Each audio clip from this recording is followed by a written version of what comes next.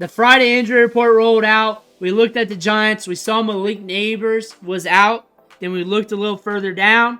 Devin Singletary is doubtful, which means he's got a 25% chance of playing this Sunday. And if he does, might see a reduced role. That means the next guy in line is Tyrone Tracy for the touches. Everybody's looking to pick him up. We're going to look at whether or not you need him for fantasy football, but what you need to do right now is click that subscribe button because we're doing deep dives every day on these players, on as many players as possible for that day, and that gives you the advanced analytics, their situation, to help you make your decisions for your fantasy team. Plus, Ric Flair's watching you. You don't want to disappoint him. Click that button. Stop missing out. Here's the injury report. Pulled this off Twitter. Devin Singletary, doubtful with a groin. Typically, that means they got about a 25% chance of playing. More than likely, he's going to be out. So that being said, you got to look at Tyrone Tracy. You don't have to, but some of you, about 3 to 4 people in every league, they kind of got to look at Tyrone Tracy if they're hurting at running back. 25% share of the snaps last week, 31 the week prior, 21 in weeks 1 and 2. That being said, we haven't seen a lot of volume, so we're going to have to go back to back in the day prior to this season. And as a high school recruit, we weren't heavily touted. We went to Iowa. We were a 3-star. Then we get to Iowa. Nothing's really happening. So we transferred to Purdue, rushed for 716 yards in 2023. We've been in college football for a long time. 2023, we scored 8 touchdowns. So he's an older prospect. Last year, averaged 4.4 yards after contact per attempt, created 46 missed tackles, but I would hope so, considering you're going against 18, 19, and 20-year-old kids. But we're in the NFL, and the thing about his prospect profile is that we have good size adjusted athleticism. We're assertive between the tackles. We got good pop in the step.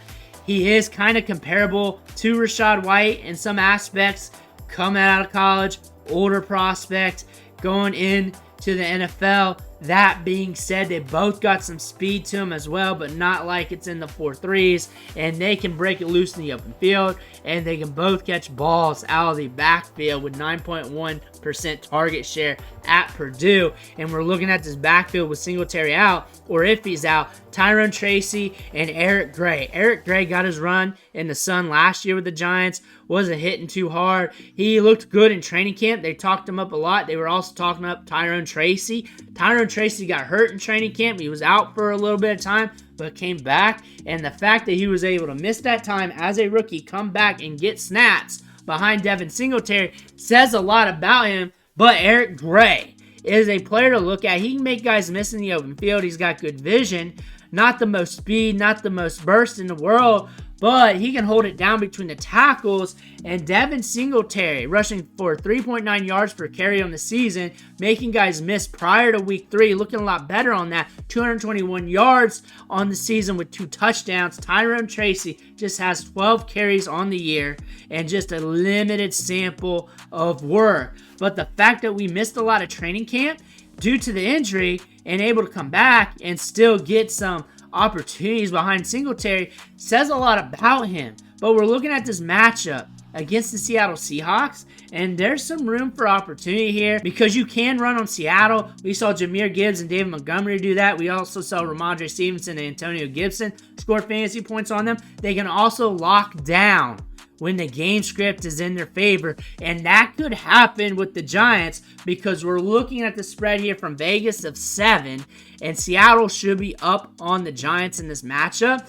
and this should not be advantageous for the Giants at all, and they should be playing from behind. And I do not expect the running backs to do much in the passing game, but you do have Malik Neighbors out, so they might be pushing the ball in different areas. That being said, expect Seattle to be up in this game. They don't even have Malik Neighbors in this matchup to really help push the pace. That being said, the game script isn't going to be advantageous for the run game for the Giants for him to get enough workload up the gut. Expect him to get workload early, and then hopefully he pops a few runs early so you can get some production, and maybe he gets used in the passing game more than expected. But when you're looking at him, you're looking at the touches, the potential touches of this matchup. You're also looking at the rankings here at 4-4, ranked as the RB24. So we're down there in the rankings. He's a coin flip with a lot of these running backs. Anybody on this list, he's really just a coin flip with. And you can go with one or the other and just go with your gut. And honestly, if you ask me, Bruce, who you're starting, Tyrone Tracy or Chase Brown? In my head, I'm thinking it's a coin flip because there's a lot of logistics with both players. If it was me, I'd probably pick one. It'd probably be Chase Brown. But logistically, common sense, it's really just a coin flip how those touches are going to roll because you do not know how many touches actually Tyrone Tracy is going to get in a matchup where the Giants could be playing from behind on a fair clip. And that being said, you stay away if you're good at running back and just try and get a running back with more upside. But he is a decent stash play with the size-adjusted athleticism, so that's something you may want to look at. If you just need touches, you need a running back that's just proclaimed a starter, that's getting opportunity to start off the game. Here's a guy for you. Here's a guy you're probably not going to have to fight for. Just pick him up, throw him in, see what happens. Pray to the fantasy gods that he crosses the goal line or breaks off a couple long runs. Let me know what you think in the comments below. Make sure to hit that subscribe button on the way out. One thing for watching. Catch you on the next video.